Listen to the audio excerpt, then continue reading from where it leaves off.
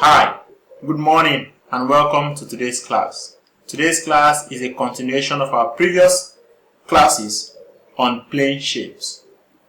Today happens to be the third lesson on this topic.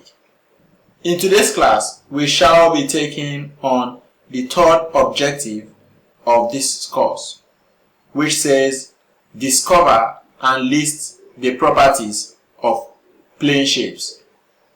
In our previous classes, we have been able to identify lines and angles. Also, we're able to identify and draw regular and irregular shapes.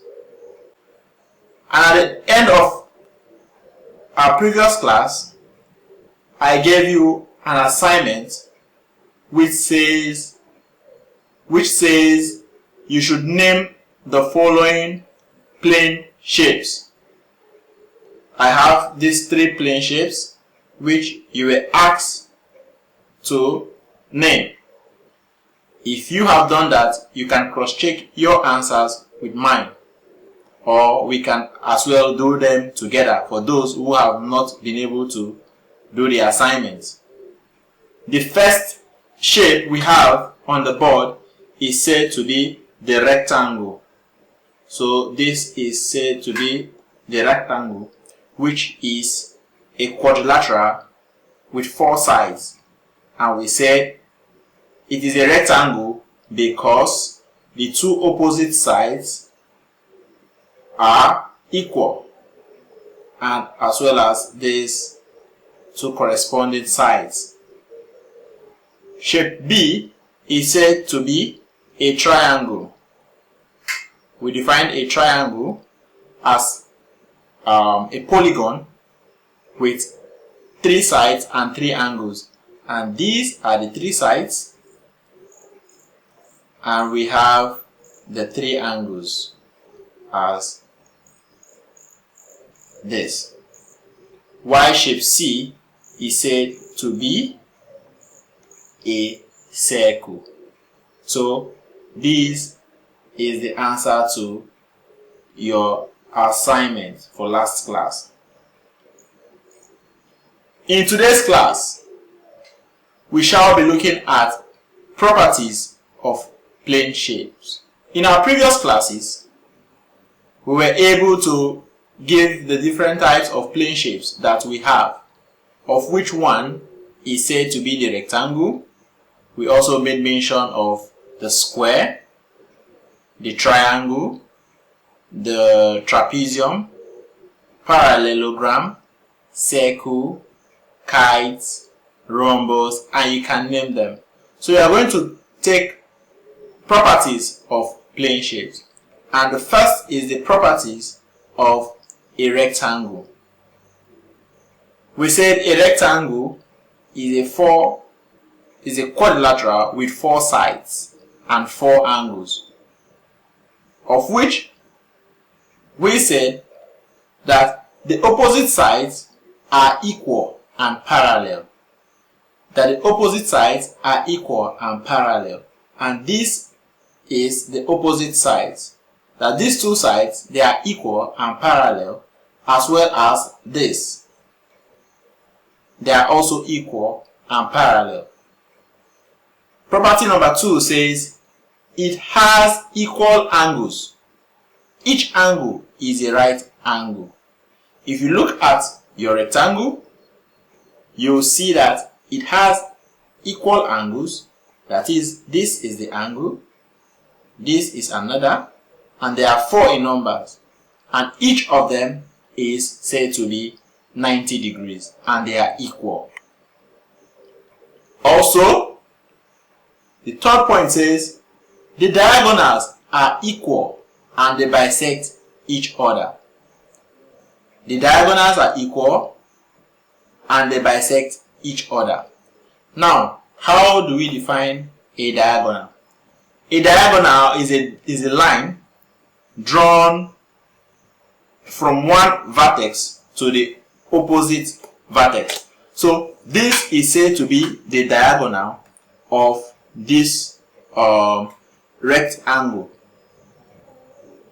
A line drawn from this point So the opposite vertex is said to be the diagonal, and also this is another diagonal.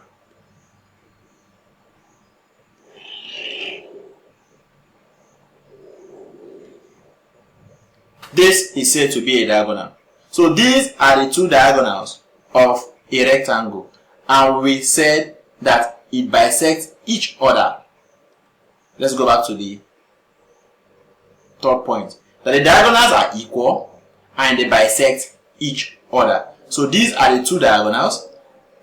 And what do we mean by saying they bisect each other? It means they divide each other into two equal parts. That is, if I should name this ABC, ABCD, and with center 0, that line DO is equal to line OB, and line AB is said to be equal to line OC.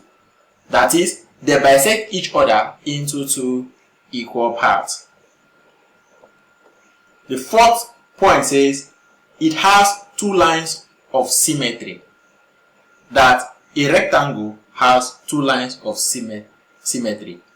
A line of symmetry can be said to be a line that divides a shape into two equal parts.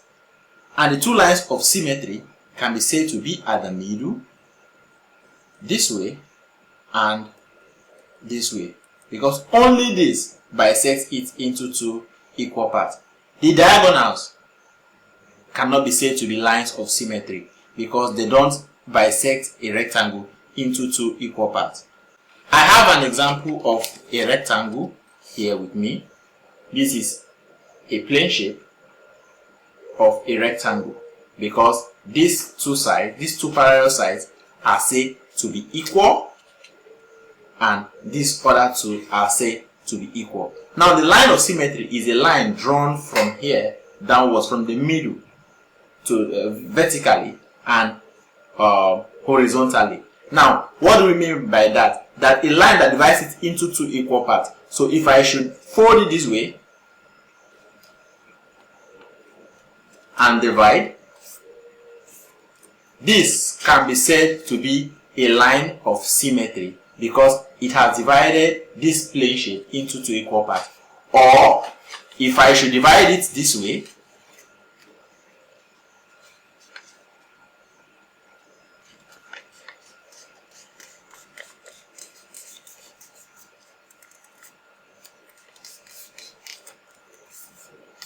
this line is said to be a line of symmetry as it has divided this plane shape into two equal parts. You can't differentiate between this part from this. But the diagonal we said is a line drawn from point A to point C as stated on the board. So if I'm to do this, point A to point C,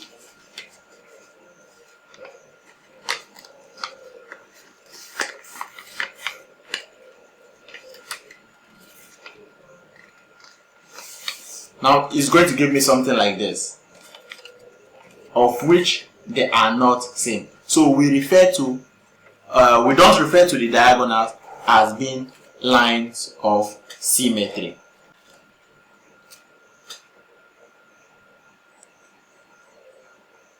So these are the properties of a rectangle. Next is properties of a square. A square is also said to be a quadrilateral with four sides. That all the sides are equal. The difference between a quadrilateral, a square, and a rectangle is that for a square, all four sides are said to be equal. And let's look at it. That is, this side is said to be equal to this, and is said to be equal to this, and also equal to this. So a four-sided shape with four equal sides is said to be a square. Also, opposite sides are equal and parallel. Opposite sides are equal and parallel. That we have seen. They are equal and parallel. Means that when you say something is parallel, it means they can never meet. Okay? That is, the distance between both of them, both lines, are said to be equal. So they can never meet. Point 3 says all the angles are equal and are right angle. So all the angles in a rectangle, they are said to be equal and they are right angle, meaning they are of angle 90 degrees. Fourth point says the diagonals bisect at right angle. Yes, the diagonals of a square bisect themselves and at right angle. So this can be said to be the diagonal.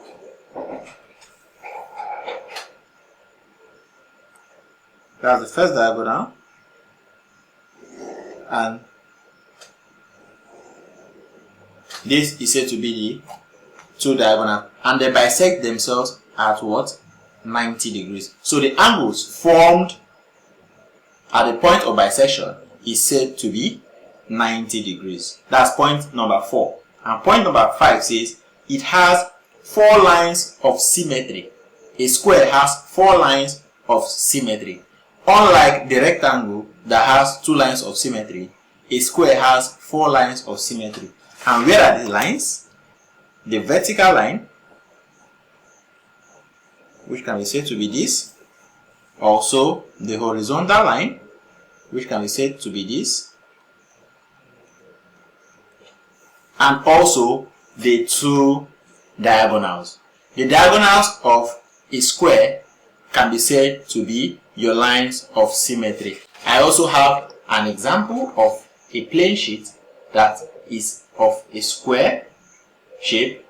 Now, we say the diagonals are the lines drawn from point A to point D and from point B to point C.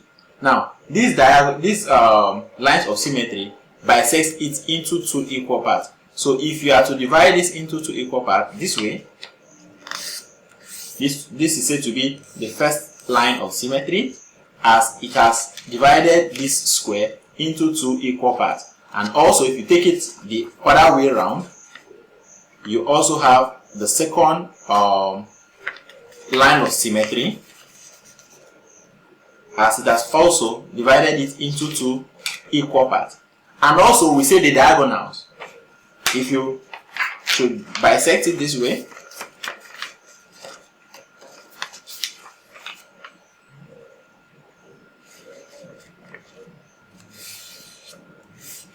now it gives you a shape that is equal, unlike a rectangle. And also, if you take it the other way around,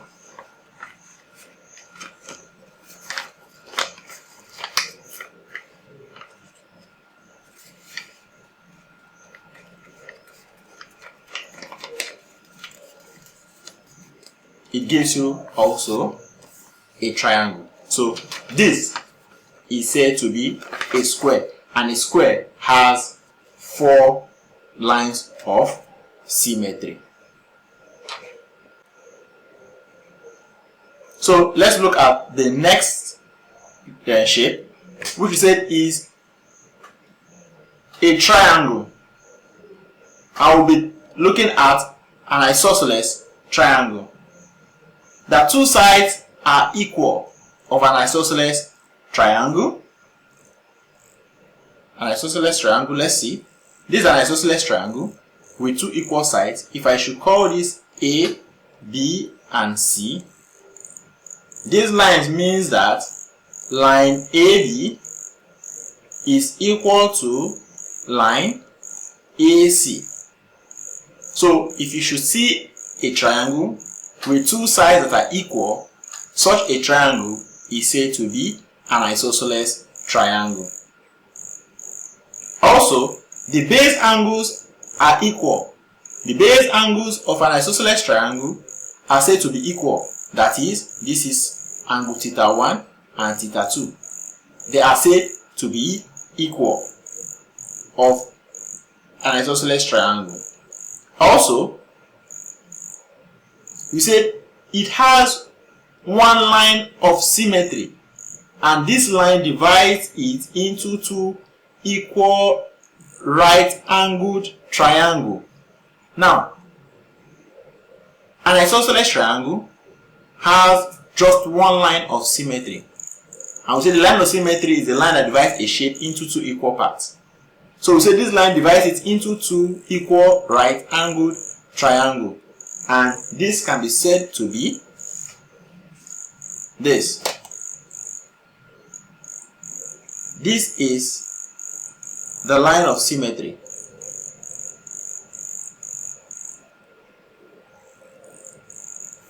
It divides this triangle into two equal parts because this angle is equal to this, and since it has bisected this, it also means that this angle will be equal to this. If you divide this triangle into two, what you have on this side will also be on this other side, because this side will be equal to this angle will be equal to this, and this angle will be equal to this. So we refer to this as side angle or angle side to be equal. I also have an example of an isosceles triangle where this side is said to be equal to this. So we say the line of symmetry is the line drawn from the vertex, the highest point, down to the base. So if you divide this into two, if I should draw that line and do this, it gives me two right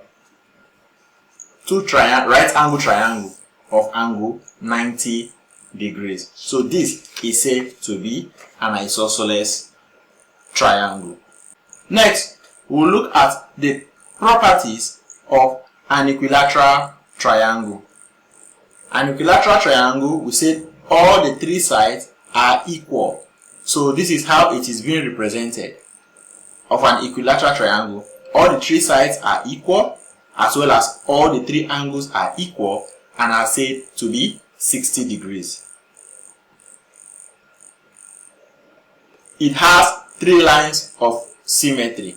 An equilateral triangle has three lines of symmetry, such that if this is a line of symmetry, this will divide it into two equal parts, where you have 60 on one side, 60 on the other side, and 30 on the corresponding sides. Also, this can also be divided this way and as well as this way. So these are the three lines of symmetry. Next is properties of a parallelogram. We say a parallelogram is a quadrilateral with opposite sides parallel.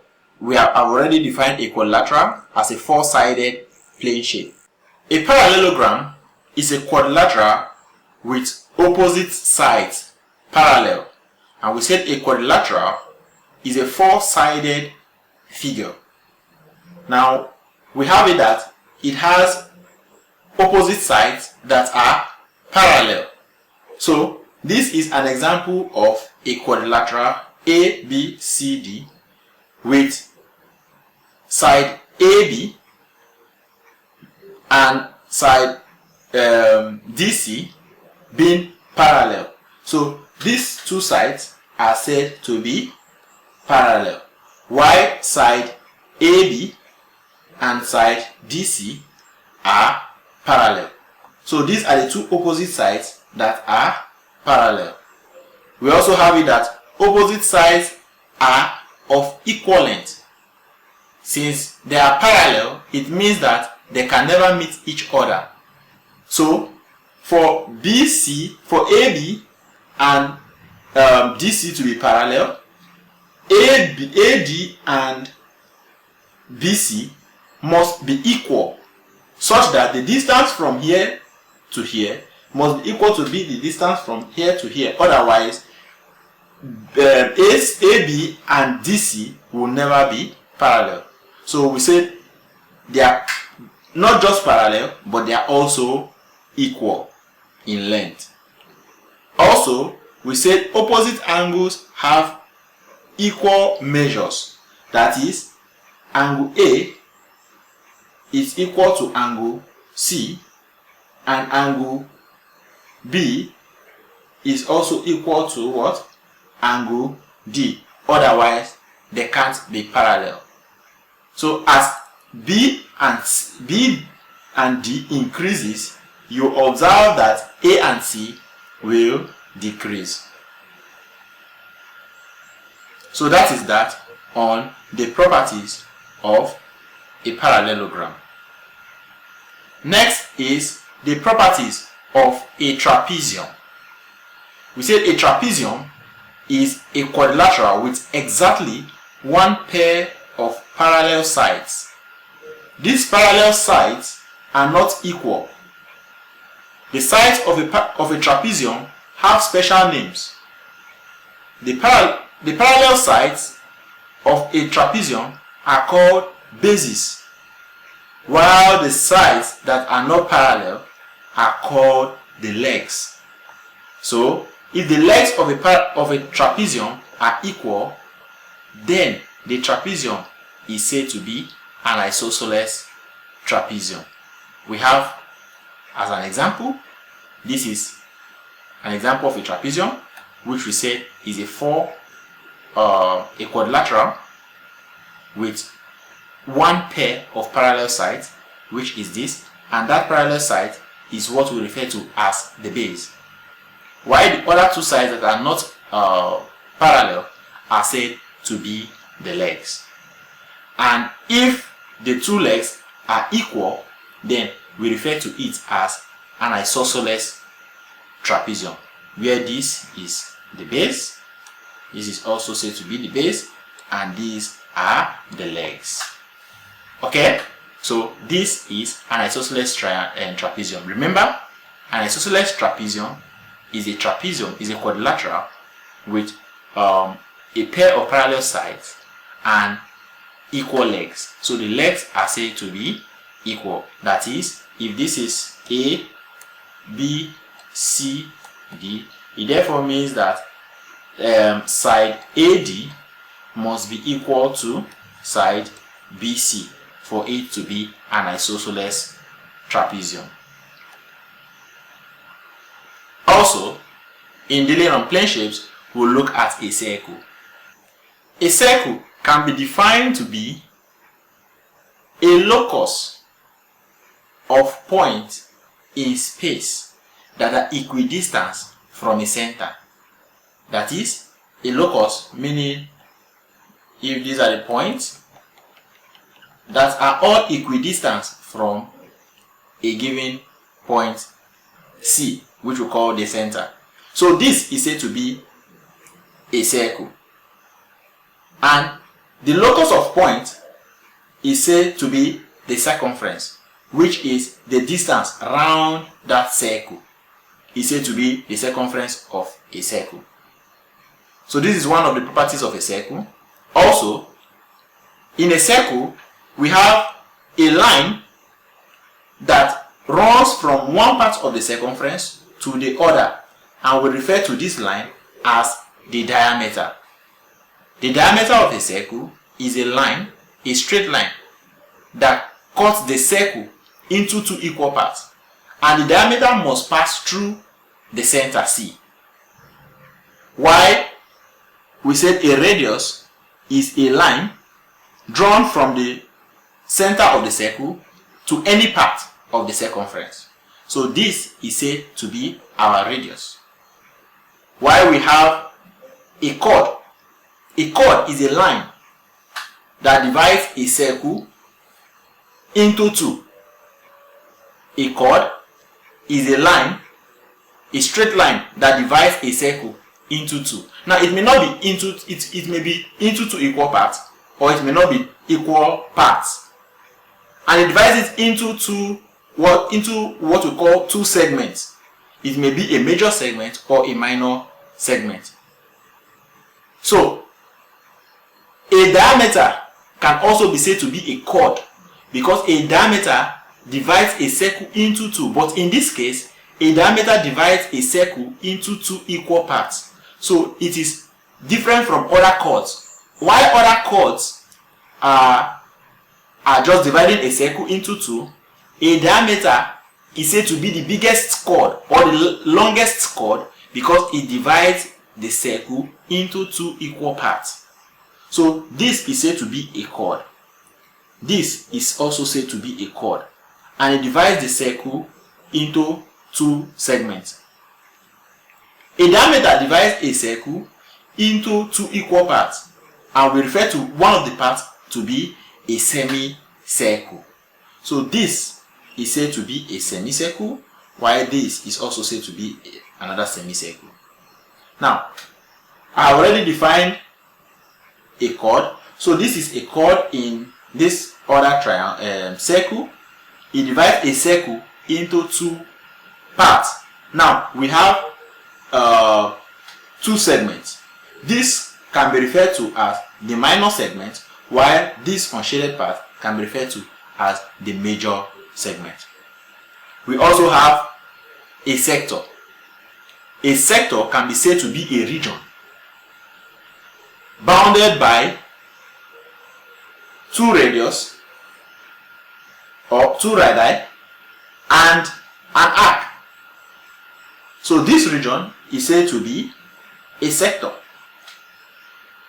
While this is said to be a minor sector, this is also said to be a major sector. So these are the properties of plane shapes or circle.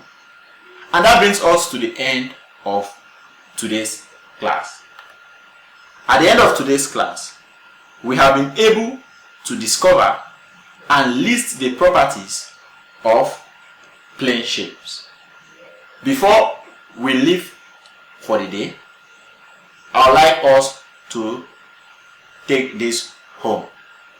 That we should write the names of the following shapes: shape 1, shape 2, shape 3. What do you call them based on the lesson for the day? We also have shape 4, 5, 6, 7, and 8.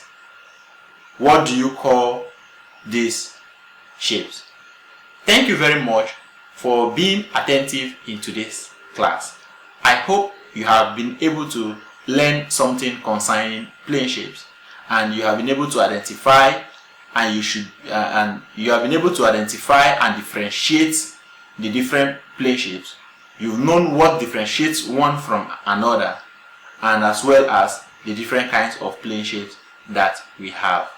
Before you go, please do well to like our videos and also subscribe to our channels so as to get more videos on lectures as they are being uploaded.